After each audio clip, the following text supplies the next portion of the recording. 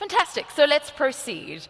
I have the utmost privilege of introducing the next speakers. But before we go into that, it was so interesting for me because I started thinking about the United Nations and how energy fits into the SDG 7, but how it's so centralized to many other sustainable development goals. You know, it would help us with poverty eradication, which is, of course, goal number one. It will also help us with education, women empowerment, responsible consumptions, amongst others. For me, it's telling that we need to start really investing, not only in South Africa, and I know the last panel was just about South Africa, but Africa itself.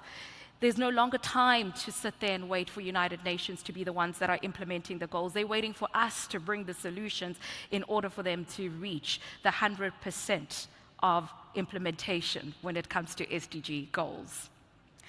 Now, coming next is a fireside chat. They will introduce the topic of the fireside chat. So please help me welcome to stage Tony Stenning, who's the Regional Managing Director of AGL. A round of applause, please, as Tony makes his way to stage. And the moderator for this conversation will be Fifi Peters. She's the Senior Anchor at CNBC. A round of applause, please, for Fifi Peters.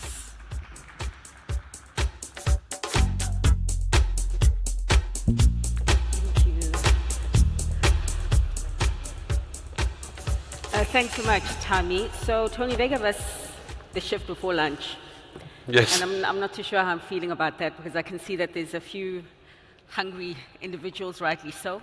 But I do feel that perhaps the individuals who are still in the room either had a good breakfast or are keenly interested in hearing what we're about to talk about.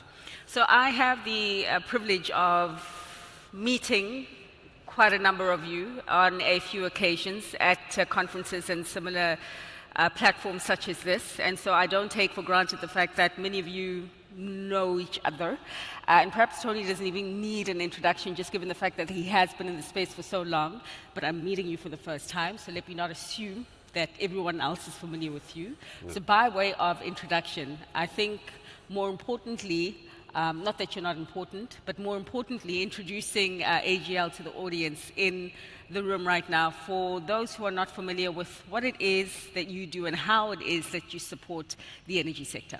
Thank you, Fifi. It's a pleasure to be here. I'm sure not so many people know me, but let me just introduce myself and the company that I represent, which I've represented all my working career, which is AGL, Africa Global Logistics. It's a large logistics company in ports, rail, and logistical services spread across the African continent, represented in nearly all African countries, formerly known as Bolloré Transport and Logistics.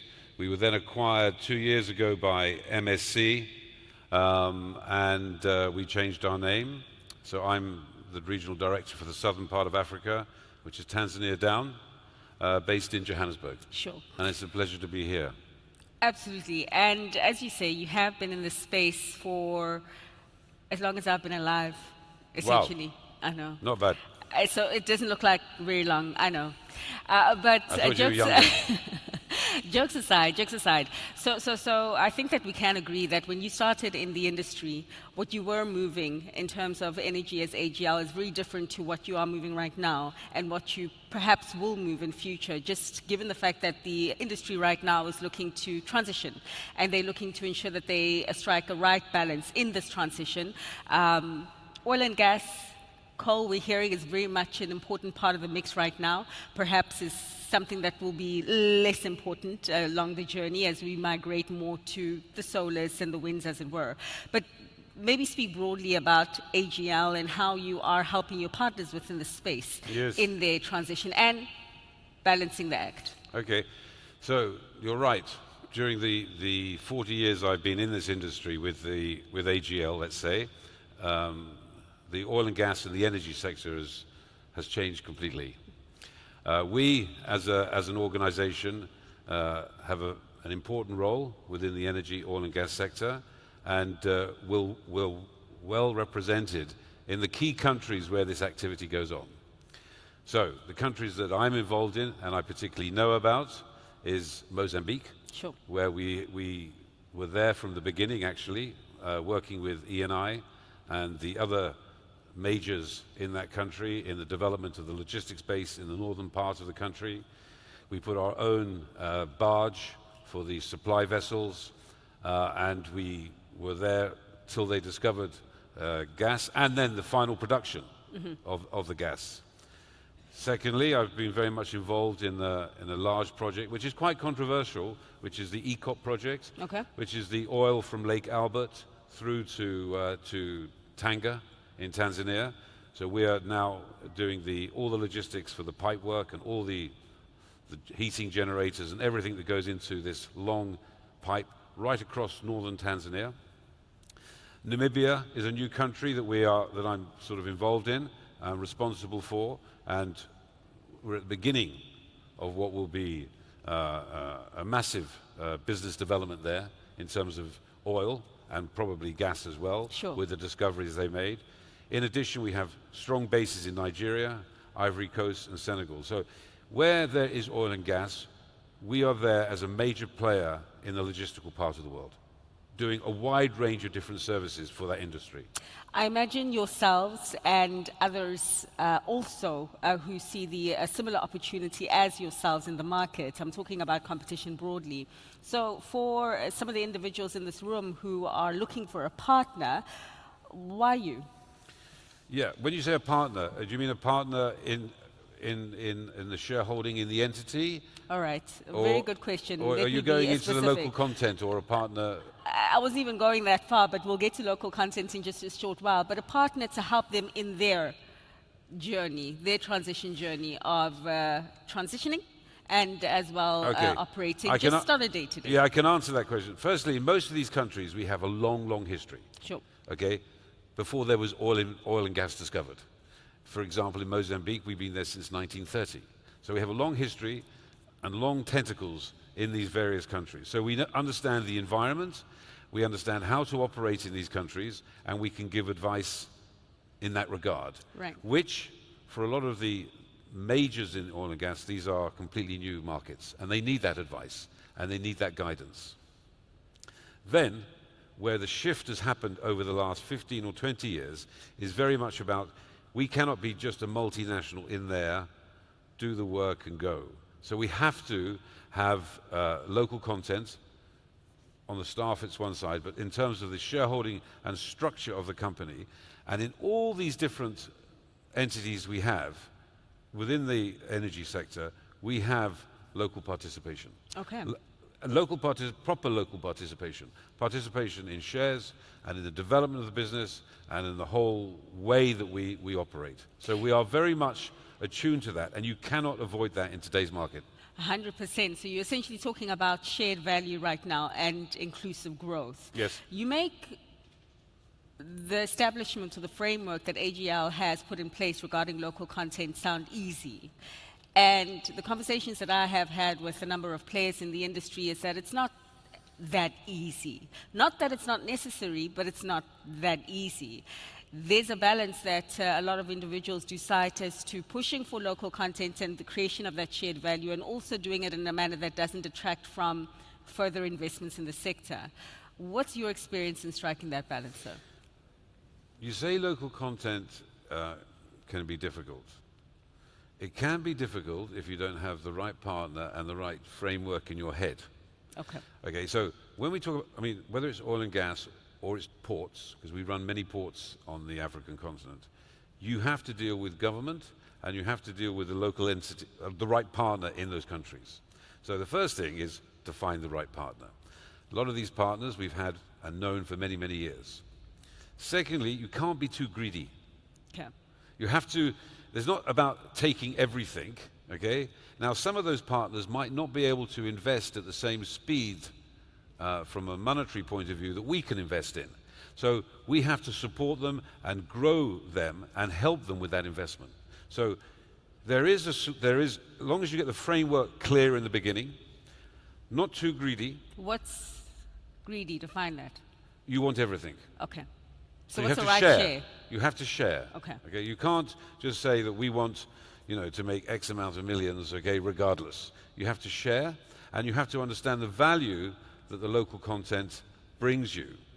And you have to operate within the government legislation that is constantly being revised to make sure that you operate well in that regard. Okay. And we do that.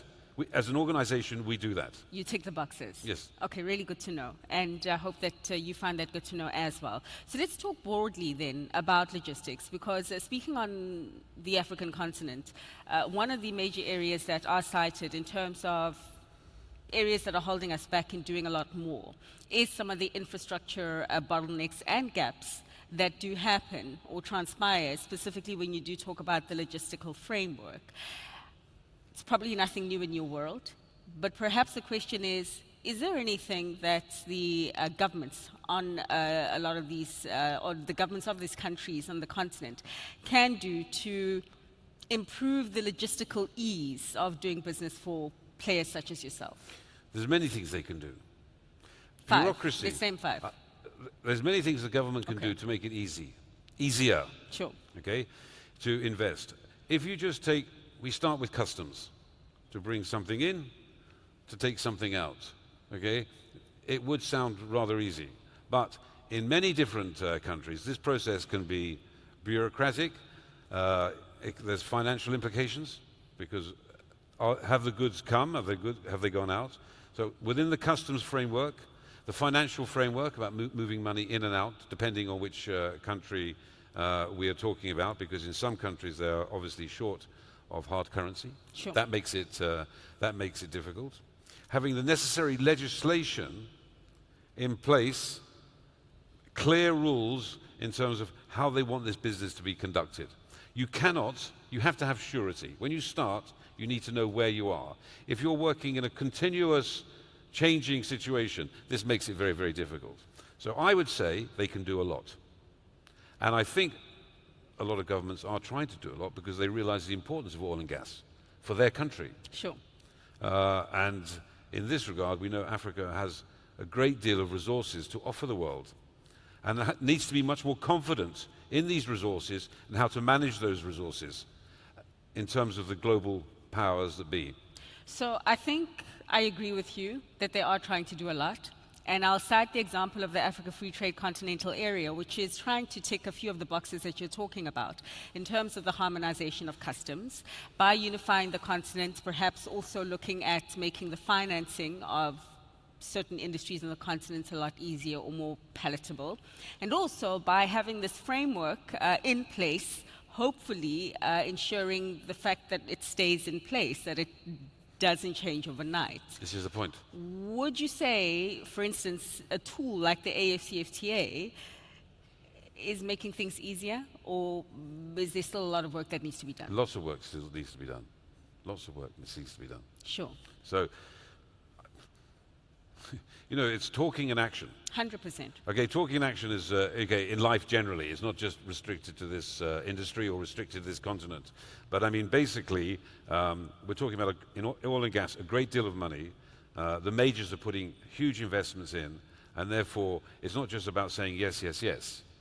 The other one that we're very heavily involved in is the Total project in northern Mozambique. That has been stalled for 2 years. They spent billions acquiring that concession. Because of the political instability? Because of the political instability in northern Mozambique. The Cabo Delgado area? Exactly. And as we know, they've sought the help of the Rwandese in that area to allay. But still, even regardless of that, we hope that they will start very soon, because we're very close to that particular file. And we've done a lot of work with Total in this respect. But still, you have these issues going on where the country needs to get control of that quickly. Okay. Perhaps maybe if we start to wrap up and talk about things that are within your control, because some of the examples that you did highlight are perhaps not within your control. It's about how stakeholders do manage the tensions and the political frictions that are between them. What is in your control is your own plans as AGL to transition as well. I mean, people do look at the logistics industry, and I think that they are aware of the contribution that the industry also makes to the broader carbon conversation. Perhaps you can talk to us about your own individual transition plans to lower emissions, because ultimately it will have a bearing on the companies that do choose you as a diamond sponsor, beyond, of course, this conference. You're asking me about what we do to reduce emissions 100%. and how we as a logistics company go about that. 100%. So, as I said right in the very beginning, we're part of the MSC, which is a big global shipping company, the largest in the world. And emissions have been discussed and talked about on the African continent, but not really followed so well. Let's put it that way. So, in terms of what we are as a company, okay, the emissions that we're doing, whether it's trucks or it's the depots that we're managing or the general industry, we have a whole stream of compliance and rules to lower the emissions and to be much more environmentally friendly. I don't just say that, okay, because this is a demand from the very top of our organization, right the way through. So, to give you examples of what we do, I mean, whether it's the fuel, how we deal with the oils, the waste management, how we build, do we do things properly, how do we treat people? I mean, there's a lot of different issues in there, but I'm not sure at this stage whether we're bringing the emissions down, but I do believe that we do things responsibly within the context of the law. All right. So you're a law-abiding citizen. This is good to know. In the 2 minutes that we have left, any parting shot, not only for the individuals that are in this room, as the conversation is being recorded or televised, as it were, but perhaps your mates in the industry as cousins, being the logistics space of the energy and oil and gas space, what would your parting shot to them be? No, we're happy to be here. We're happy to be a diamond sponsor of this event, okay? And we're happy to see that there's more people involved and present than there was last year. So energy, okay, and the oil and gas industry, but energy, because there's green energy coming through and there's hydrogen. Do you want to talk a bit about that? I can't talk too much about it because I don't know enough about it. Sure. So I won't talk about something I don't know. Okay. But what I can say is that I do believe there is a great realism and burst in Africa in this area. Okay, I believe for a long period of time the African continent has been constrained, probably because of the international markets and how it's perceived. But there's a realization that the resources here are unique and that the world needs it. Africa has no need to feel guilty about taking these resources out. Because we know this from the ECOP project. The environmentalists in the EU were very, very critical of that particular project. They tried to stop that project. Sure. They, in fact, instructed Total not to do that project. But the Ugandan and the Tanzanian governments insisted, with the support of Total, to do it. And at the end of the day, it happened. So I believe there needs to be bravery. Things need to be done responsibly, as I'm saying. But Africa needs to use its resources well, make the money it can make, and improve the life of its people. I think that is a perfect note to put a full stop My pleasure. at and conclude this discussion. Tony, thanks so much for your time. Thank you, Fifi. We look forward to the partnerships that you are able to broker outside of this conference. Thank you very much. I'll hand it back to the wonderful MC Tammy. Thank you, madam. You can continue the round of applause as they make their way down.